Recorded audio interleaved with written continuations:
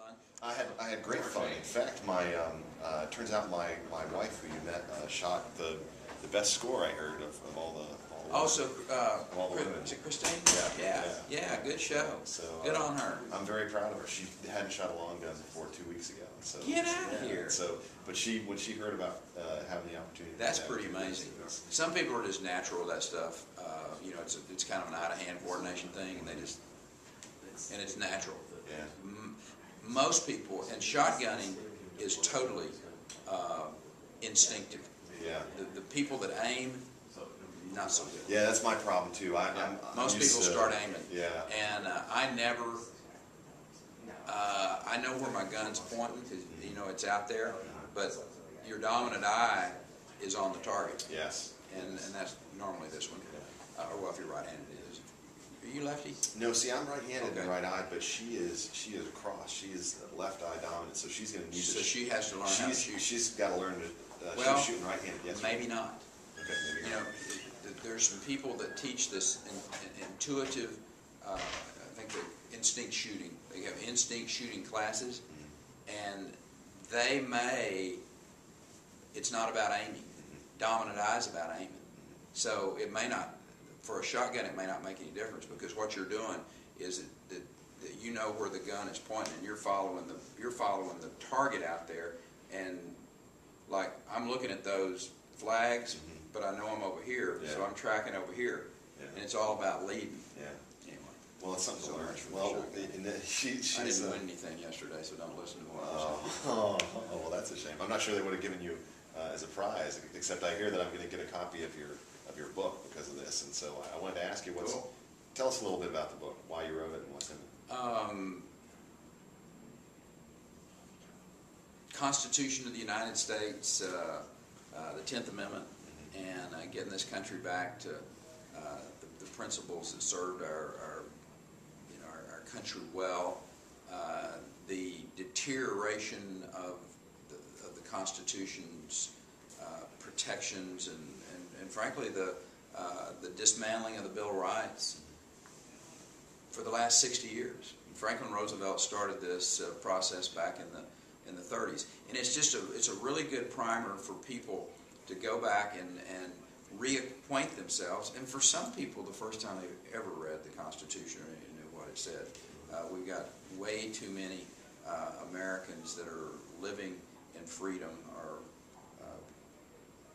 have never read the Constitution and understand why. So it's a little bit about that, and then a way to take our country back and get back to those principles. There's some good direction for the folks. So hopefully in mid-November we'll be out with it and ready to go. Why do you think people are fed up?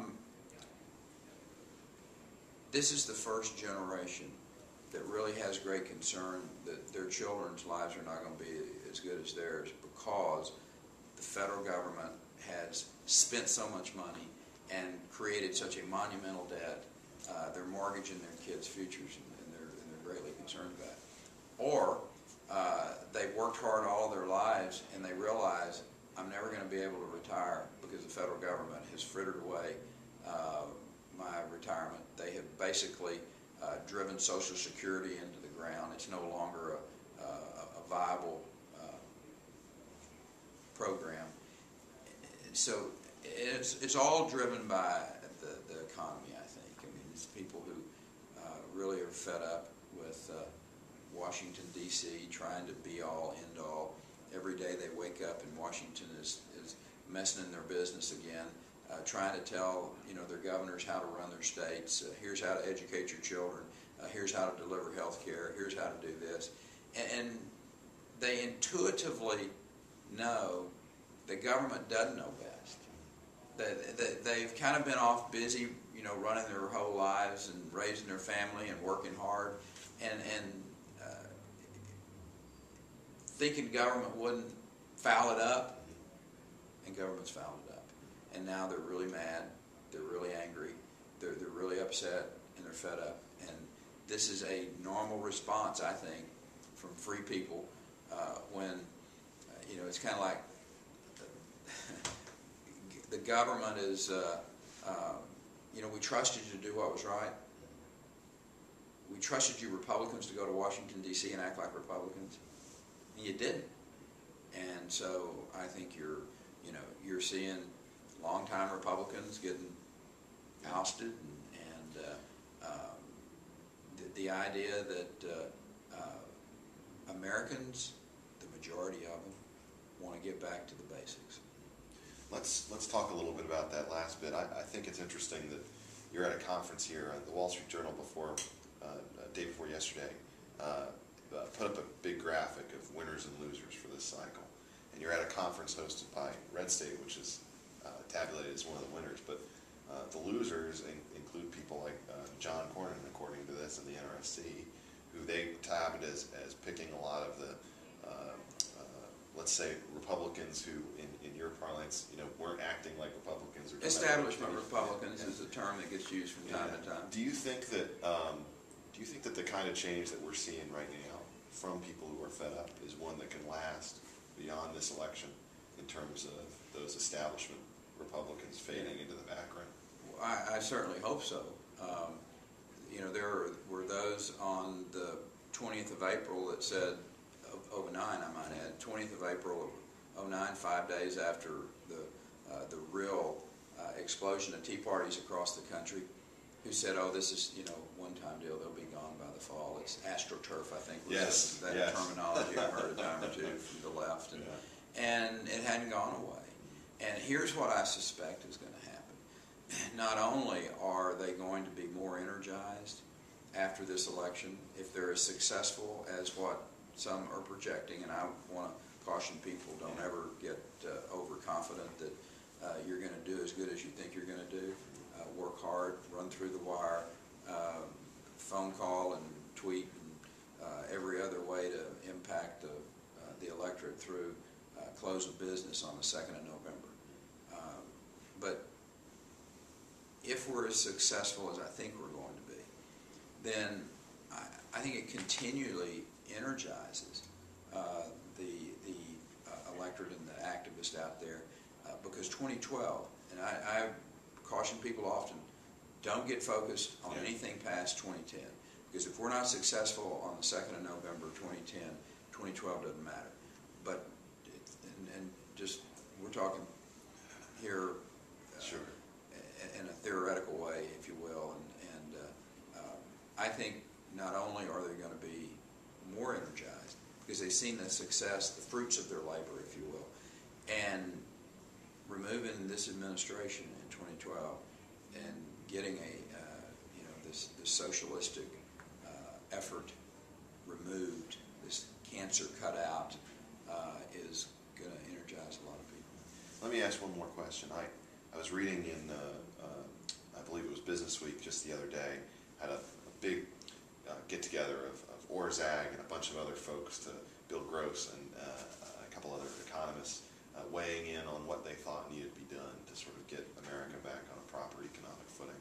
And I know you've talked a lot about the things that need to be done at the state level, but when you look at the kind of entitlement challenges that we have as a nation, what do you think are some of the approaches and some of the decisions that are going to have to be made in the next couple of years to get America back on that growth footing? Okay.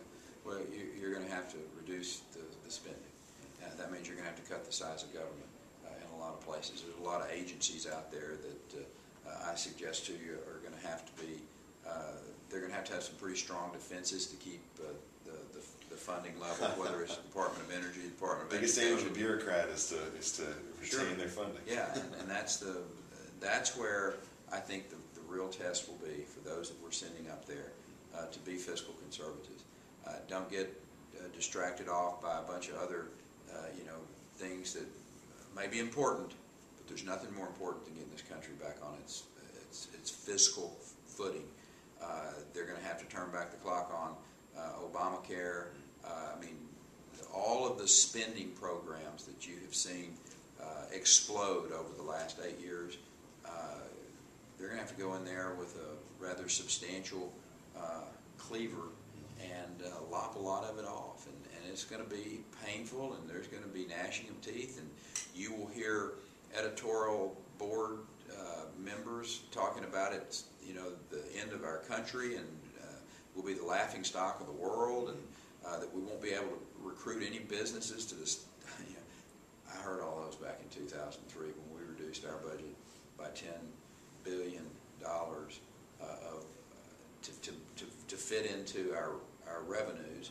We've got a balanced budget amendment in Texas, which I think would really serve this country well, to pass a balanced budget amendment to the United States Constitution. So a lot of work to be done.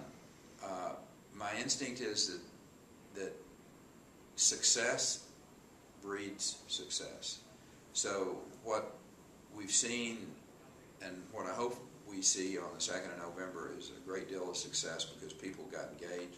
People loaded up and went to Washington, D.C. and protested in the mall. They went to town hall meetings and explained to congressmen, hey, listen, you need to be listening to us. And they're going to process that as success.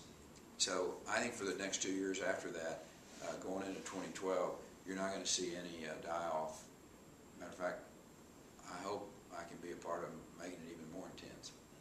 Well, we look forward to seeing that, sir. Thank you so much for taking the time.